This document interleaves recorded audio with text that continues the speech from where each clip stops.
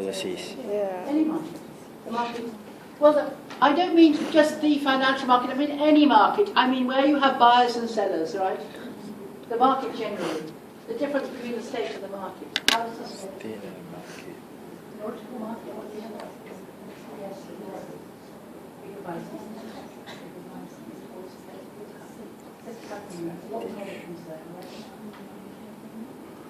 how does the state?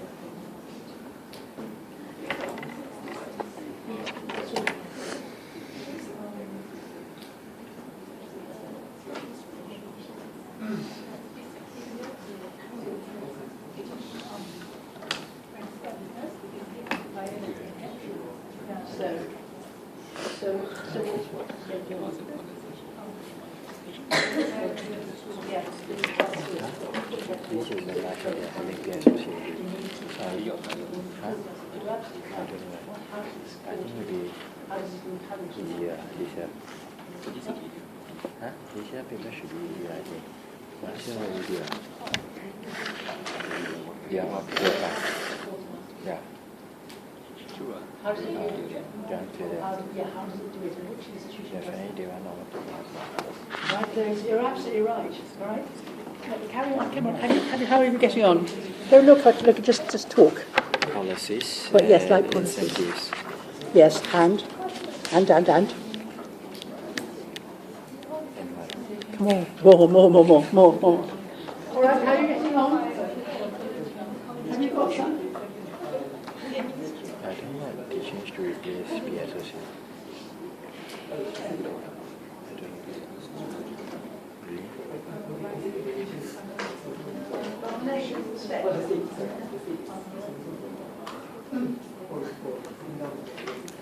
Yes, well done.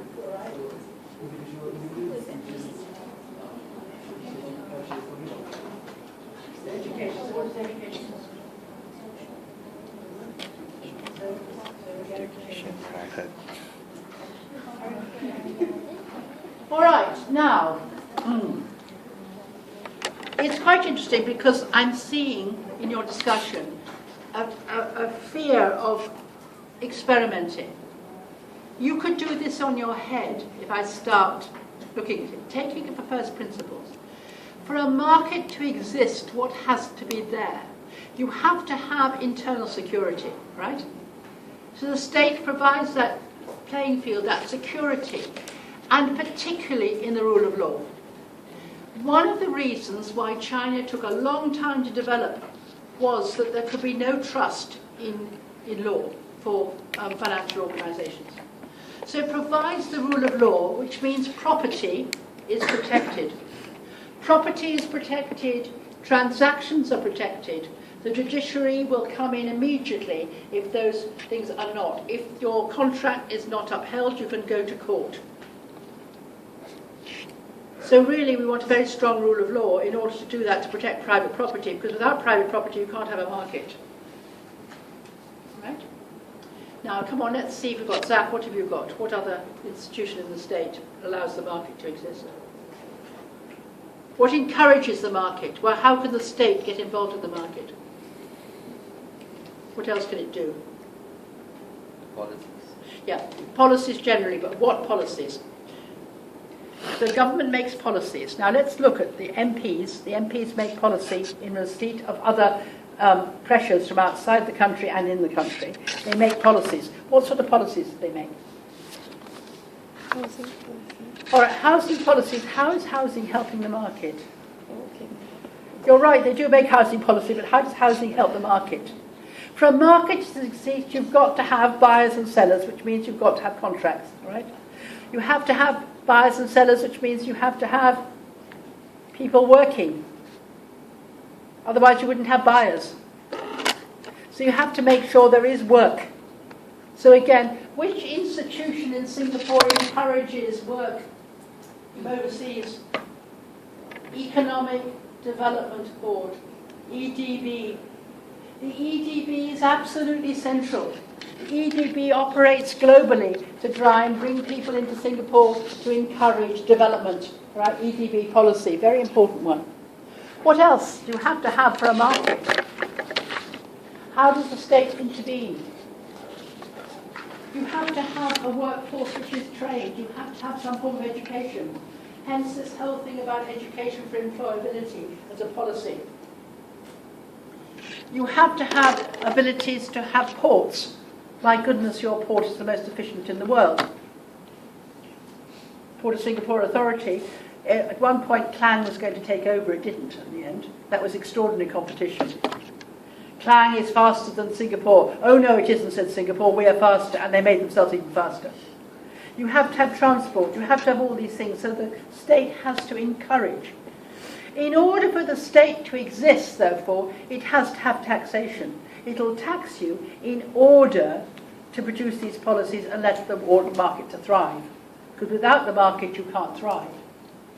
Now, if you have problems because there's lack of labour or because there's lack of demand, the state has to intervene. And in some cases, it has to open its borders. Now, the pressure on the state comes through the ministers, the citizens of the state. The citizens pressure the government. The government sometimes acts.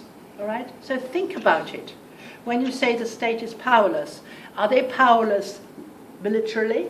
Are they powerless over the citizens in terms of what they can or cannot do, in terms of their human rights, civil rights, etc.? Are they powerless in terms of other transnational companies? That's the big debate. When we talk about political globalization, we're talking about the role of the state and whether it's powerless or powerful or not. Is it sovereign or not? All right? Now, how can the state lose its monopoly position? We've suggested it. It could lose its monopoly position because it could actually lose power because of invasion. Now, invasion, it happens, but it doesn't happen very often now. It's much of economic invasion. All right? It can lose its monopoly position because it allows transnational companies to come in, we've suggested.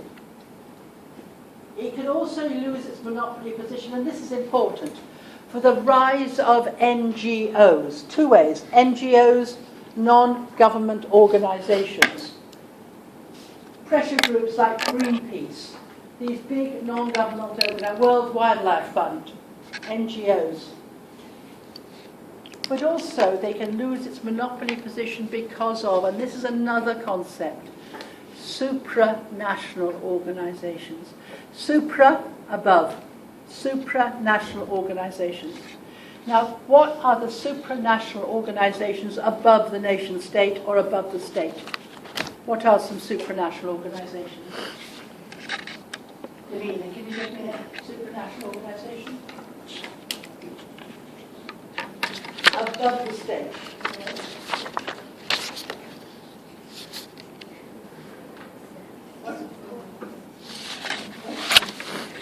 ASEAN. Well done, well done. ASEAN, the EU are examples of supranational. In fact, they're regional organisations, but well done, they are. But United Nations. The United Nations is a supranational organisation. WTO is a supranational organisation. The World Bank is a supranational organisation. The International Court of Justice is a supranational organisation, which can make the state lose its monopoly of violence. Right? And that's the whole thing about what we call global governance. Global governance. But the big debate is here that most people will say that actually we do not have a system of global governance. It's still very weak.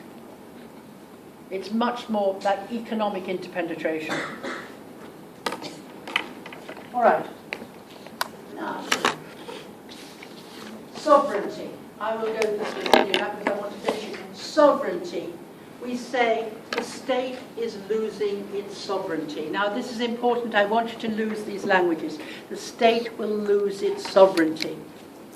Now the word sovereign, another word for sovereign, if I say somebody is sovereign, like a king, right? A sovereign is a king. We have Queen Elizabeth II, who's our sovereign. It represents power. So when we say the state is losing its sovereignty, the state is losing its sovereignty, it's losing its power. And again, The Westphalian system, which I told you this morning, was the idea of international relations assuming state sovereignty, that individual states were still sovereign to manage their own affairs. And I've showed you that the state is actually interpenetrated. Right? Now, why? Rules of warfare and weaponry. Can you imagine to have a rule of warfare? You're having a big debate. You want to bomb them, and yet you have to bomb them in a particular way. It's very odd. But there are rules of warfare.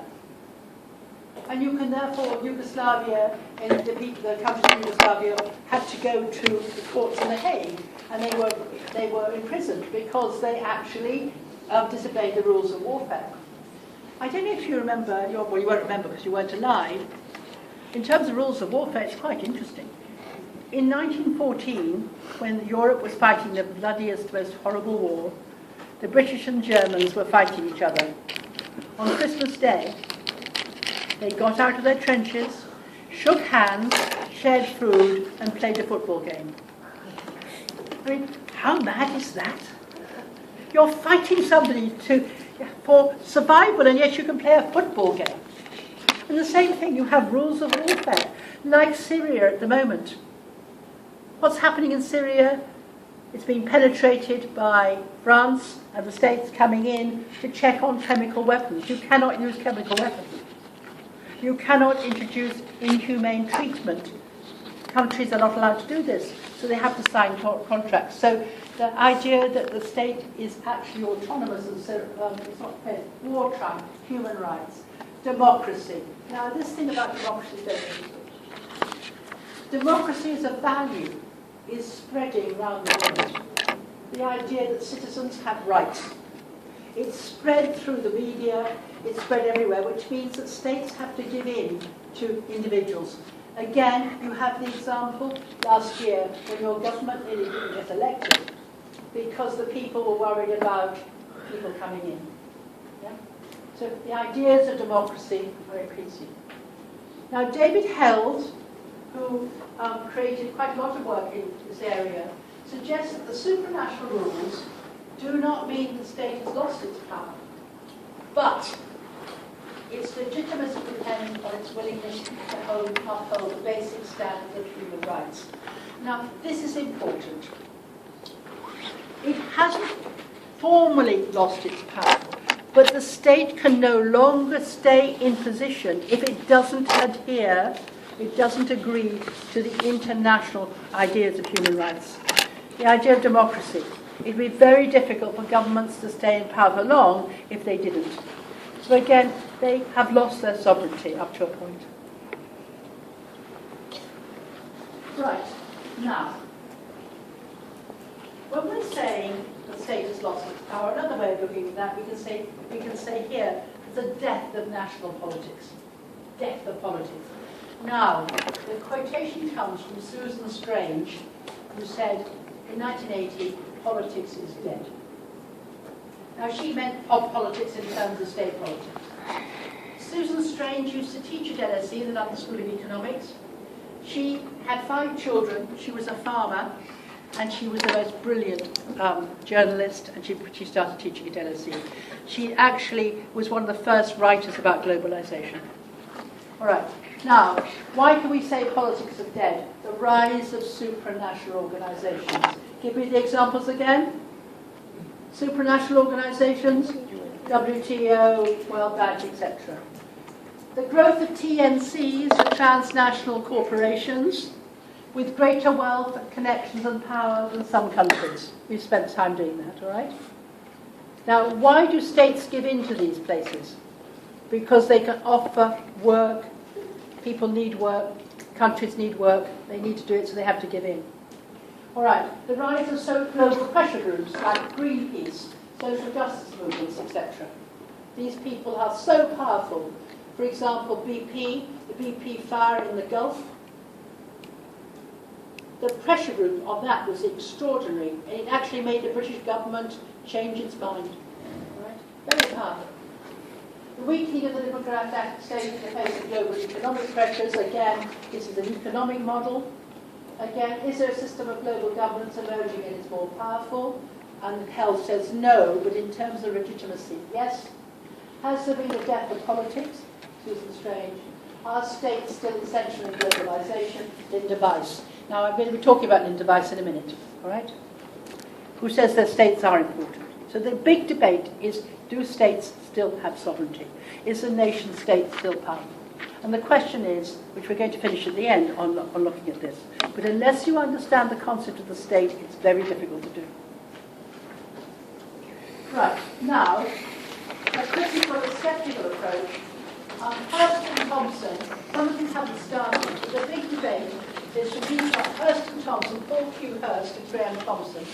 Paul Hurst died about 10 years ago. Thompson is still alive.